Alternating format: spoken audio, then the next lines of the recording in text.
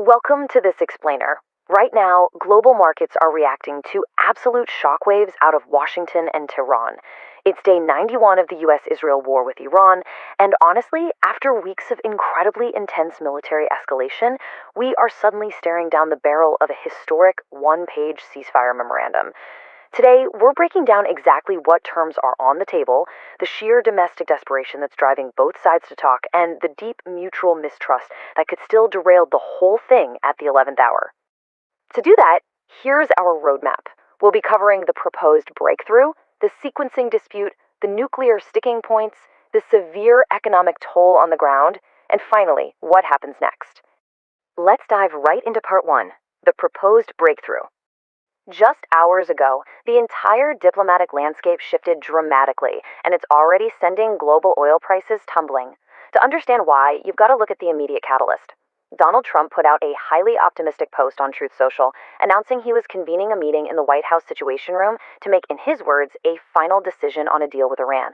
He explicitly stated that the U.S. blockade of Iranian ships in the Strait of Hormuz will be lifted, even adding that those ships can start the process of heading home.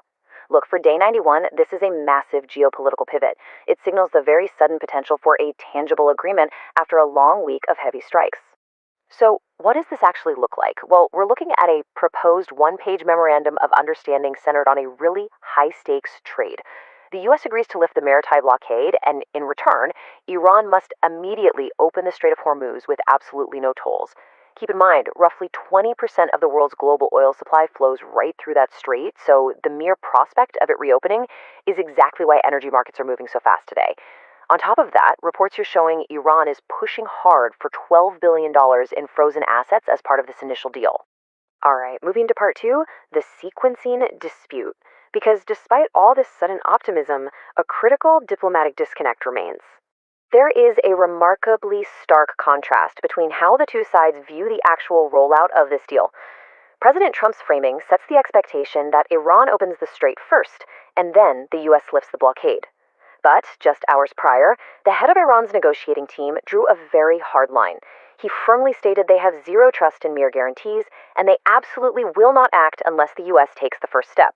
It's a classic, high-stakes diplomatic standoff over reciprocation. Basically, we're looking at a profound dispute over sequencing. This one-page text outlines actions that are meant to trigger reciprocal reactions.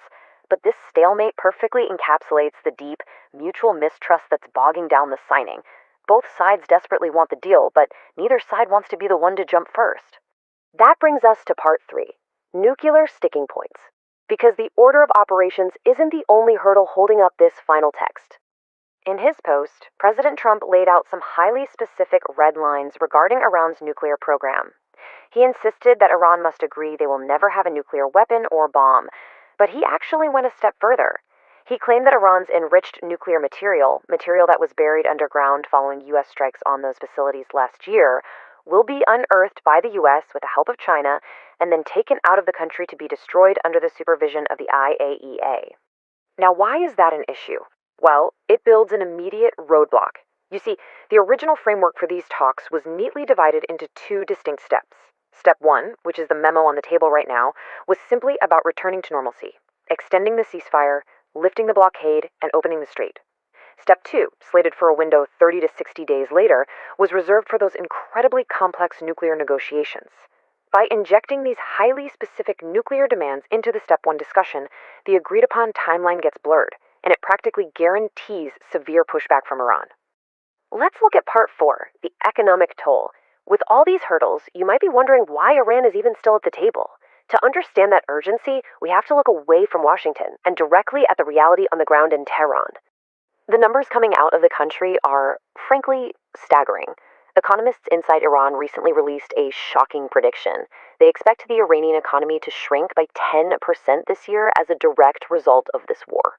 That is a massive, rapid contraction in a very short window of time, and it carries devastating real-world consequences. The human cost of that economic shrinkage is severe. That 10% drop means an estimated 5 million more people will be driven straight under the poverty line. That pushes the total number of Iranians living in poverty to roughly 45%, nearly half the country. And remember, this isn't just the result of a 91-day war. This is the compounding effect of the conflict layered on top of literally decades of international sanctions. So, Iran's motivation to get this deal done is incredibly intense right now. Their goals go way beyond just getting a U.S. naval blockade lifted. They are desperate to shed those decades of sanctions and inject those billions of dollars in frozen assets back into a crumbling economy. Why? Because the regime urgently needs to ease soaring domestic discontent following the war, as well as a very bloody pre-war crackdown back in January. For the regime, economic stabilization isn't just a goal, it's a matter of pure survival. We did just witness a rare moment of relief for the Iranian public, though.